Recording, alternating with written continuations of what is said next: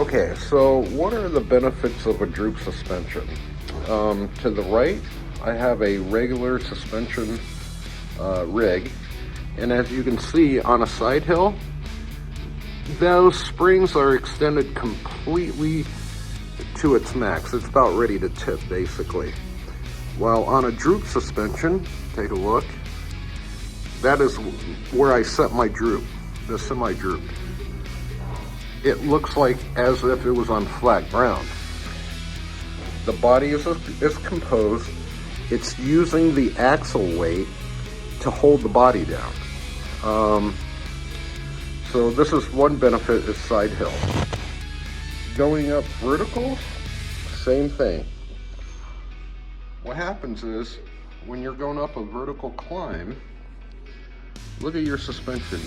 It's completely uncompressed. So all the weight that's in the body on the above the axle is wanting to flip the vehicle back. Again, this is on a regular suspension chassis. On a droop suspension, I'll take a look. You see how the suspension looks like as if it was on flat ground? Because the inner springs are pulling the body back down. Now, if I lift it up on the suspension, the axle wants to pull the body back down. Take a look.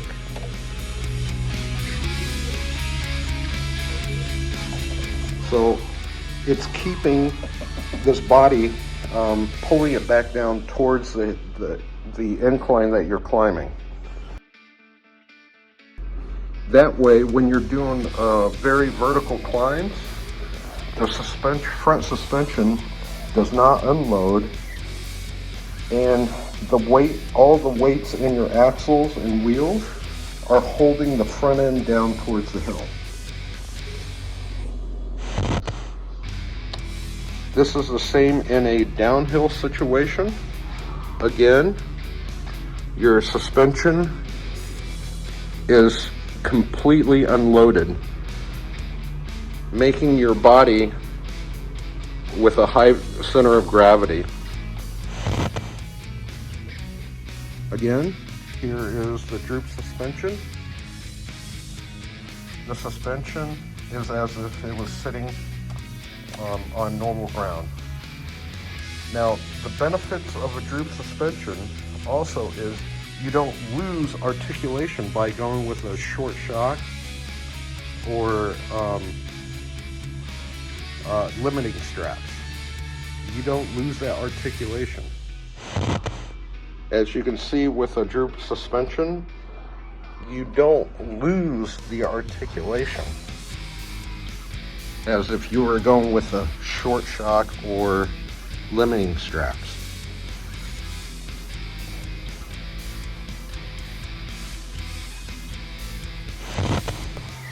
If you're going to run full droop, you'll want the spring underneath the piston. That's it, just one spring.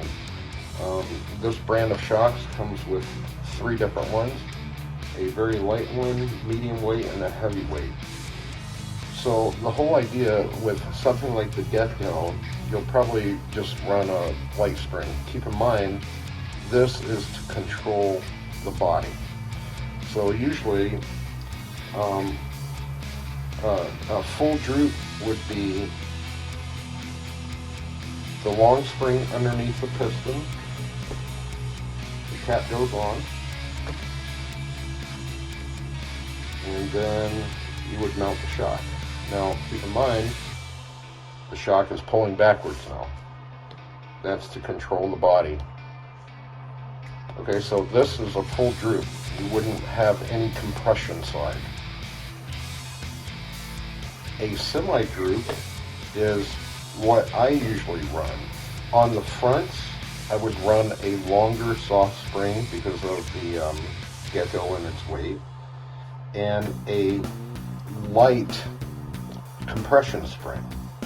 This is actually my rear one, so that there's a lighter spring than this. That goes in,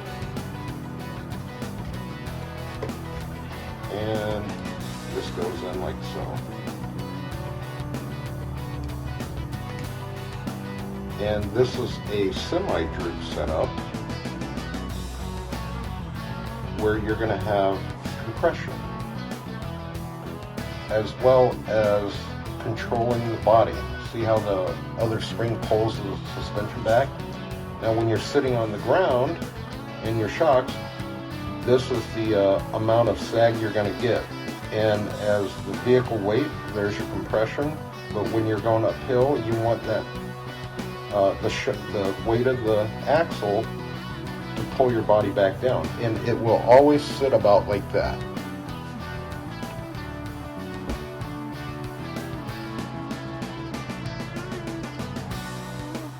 So that is semi-droop, where you're going to have the spring. Now for the rear, I do a semi-droop, but not as heavy as the front because the rear is lighter, so I use a medium spring underneath the piston.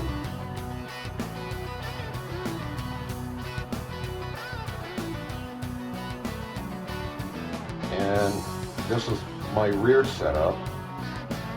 So you're going to have their compression as well as body control on descents down the hill. It'll pull the rear end back down. Since the rear end's not as heavy as the long one, I use a medium spring.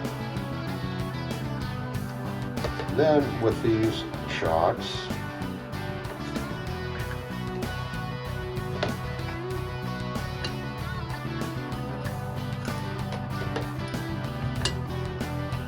you can run a standard suspension.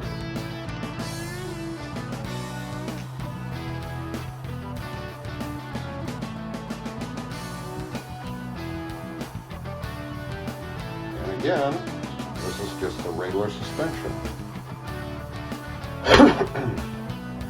But this is great for trailing, but not crawling. So there is the explanation and how to put together a droop shock. So again, small spring. This is my rear setup. This is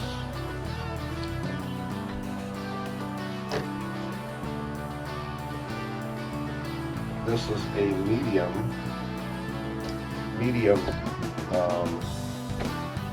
the medium soft spring, right? Things like that. Actually, you'll want to add shock oil first until it's about up to here. Press this in, and then put the cap on. Of course, when you tighten it, you'll want to make sure that's completely compressed, and then tighten make sure you get all the air bubbles out. They have bleed holes all around here. So you would press this down and tighten it with the shocks compressed with oil. For the rears, I use a heavier weight, something like the Gecko. I would use 40 weight, and in the front I use 30 weight. The reason why I want the rear to be a little bit heavier, again, I want to slow down that suspension movement. So when I'm in an incline, I can stop myself from tipping.